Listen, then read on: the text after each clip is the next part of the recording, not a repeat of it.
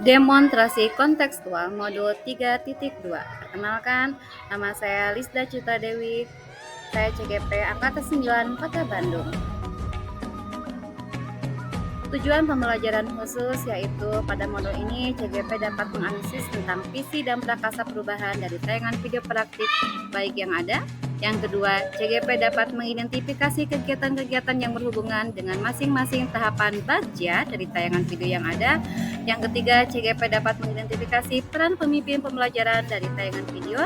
Dan yang keempat, CGP dapat menganalisis modal utama apa saja yang dimanfaatkan contoh video praktik baik ini. Lalu ada pertanyaan terkait dengan analisis videonya. Yang pertama, kira-kira apakah visi di sekolah tempat guru dalam video tersebut mengabdi? Yang kedua, apakah prakarsa perubahan yang akan dilakukan oleh guru dalam tayangan video? Yang ketiga, apakah pertanyaan utama dari kegiatan yang dilakukan oleh guru dalam tayangan video tersebut? Dan yang keempat, kegiatan tindakan apa yang dilakukan oleh guru dalam tayangan video yang menggambarkan tahapan baja? Yang kelima, apa peran pemimpin yang tergambar dalam tayangan video? Yang keenam, apa saja modal utama yang dimanfaatkan oleh pemimpin pembelajaran dalam tayangan video? Lalu, bagaimana pemanfaatannya? Berdasarkan analisis video yang sudah saya saksikan pada modul 3.2 tersebut, yaitu kira-kira apakah visi dari sekolah tempat guru dalam video tersebut mengabdi? Menurut saya, terwujudnya kelas impian untuk belajar murid. Pertanyaan kedua, apakah prakasa perubahan yang dilakukan oleh guru dalam tayangan video? Prakasa perubahannya menurut saya yaitu mewujudkan kelas yang nyaman dan menyenangkan untuk belajar. Pertanyaan selanjutnya, apakah pertanyaan utama dari kegiatan yang dilakukan oleh guru dalam tayangan video tersebut? Saya melihat yaitu bagaimana cara mewujudkan kelas yang nyaman dan menyenangkan untuk belajar. Lalu di pertanyaan keempat, kegiatan atau tindakan apa yang dilakukan oleh guru dalam tayangan video yang menggambarkan tahapan bagja? Yaitu saya menganalisnya berdasarkan kata bagja. B. Buat pertanyaan. Guru menuliskan kata penyemangat belajar yang mengundang rasa ingin tahu murid. Yang kedua, guru mengajukan pertanyaan terkait kata yang dituliskan di papan tulis, yaitu apa yang muncul dalam pikiran kalian saat membaca tulisan di papan tulis. Yang ketiga, guru menggali informasi pendapat dan pengalaman murid terkait kelas yang menyenangkan untuk belajar. Yang keempat, guru menanyakan pada murid apa yang disukai dari kelas kita. Tahap selanjutnya, A. Ambil pelajaran. Guru meminta seluruh murid untuk berkunjung saat jam istirahat ke kelas 2 dan 6 untuk menambah inspirasi. Murid mengidentifikasi tentang ruang kelas dan mencatat tentang apa yang disukainya di kelas tersebut. Yang ketiga, murid bertanya pada murid kelas lain tentang apa yang mereka sukai untuk mewujudkan kelas yang menyenangkan untuk belajar. Yang keempat, setiap kelompok mendiskusikan tentang apa yang mereka sukai sebagai penyemangat belajar. Pada tahap G, gali mimpi. Guru menyiapkan alat dan bahan untuk dijadikan ke dalam tiap kelompok. Yang kedua, guru meminta murid untuk menutup mata dan membayangkan kelas yang menyenangkan dan menjadi penyemangat dalam belajar. Yang ketiga, guru dalam kelompoknya menggambarkan kelas yang nyaman sesuai dengan yang mereka bayangkan. Yang keempat, setiap kelompok mempresentasikan hasil kerja kelompoknya tentang kelas impian di depan kelas. Tahap selanjutnya, J. Jabarkan rencana. Murid diajak untuk berkontribusi menentukan kebutuhan apa untuk mewujudkan kelas impiannya yang nyaman dan menyenangkan. Murid menyebutkan kelas impian yang diinginkan sebagai penyemangat belajar. Yang ketiga, guru menuliskan di papan tulis daftar kelas impian murid.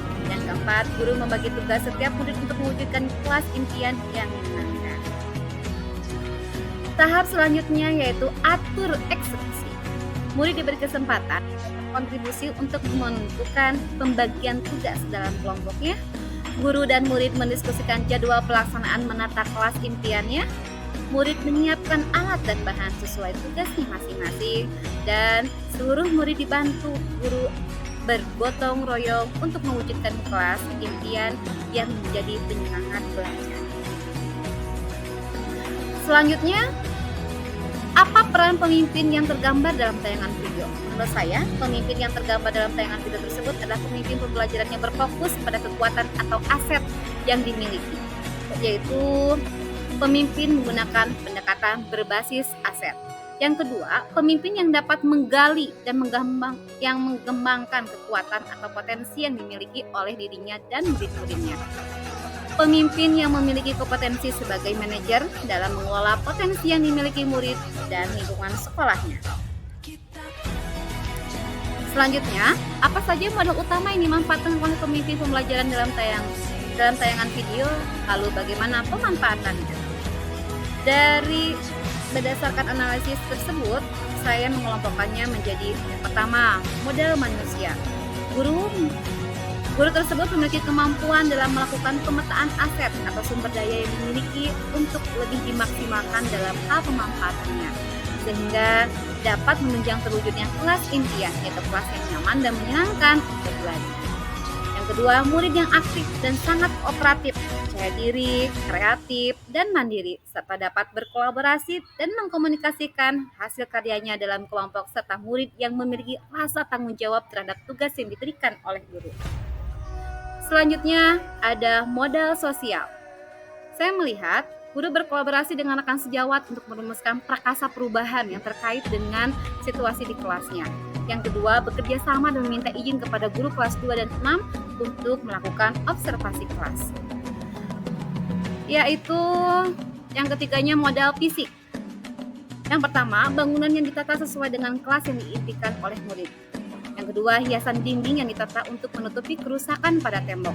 Ketiga, rak buku dan buku-buku yang dapat menunjang pembelajaran. Yang keempat, penataan meja dan kursi yang dapat membuat murid merasa nyaman dalam belajar. Selanjutnya, modal lingkungan alam, yaitu guru memanfaatkan bahan-bahan yang ramah lingkungan yang dapat digunakan dalam hias kelas. Selanjutnya adalah modal finansial, yaitu berasal dari dana BOS yang dimanfaatkan untuk kepentingan belajar murid.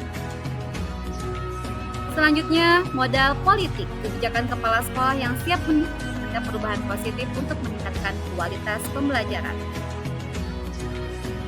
Ada modal agama dan budaya. Saya melihat ada karakter sopan santun dan hormat sudah muncul pada siswa, yaitu dengan cara mereka bersalaman sebelum masuk ke kelas. Yang kedua, sikap gotong royong murid demi mewujudkan kelas impian mereka.